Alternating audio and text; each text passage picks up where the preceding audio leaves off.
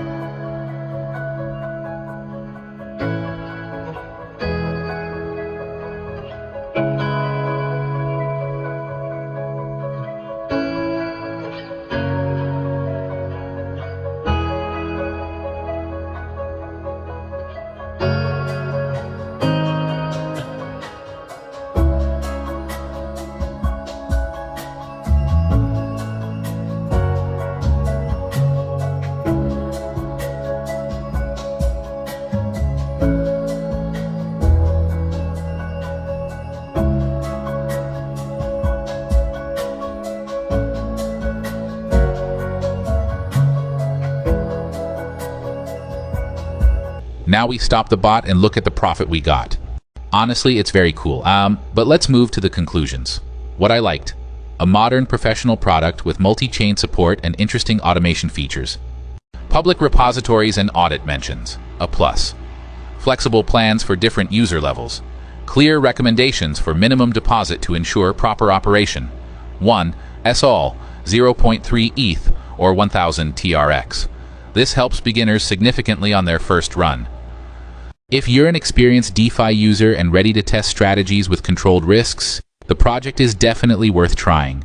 Beginners will also find it suitable, as there are very safe settings available. I'll leave the link in the description. If you enjoyed the breakdown, like, subscribe, and write in the comments.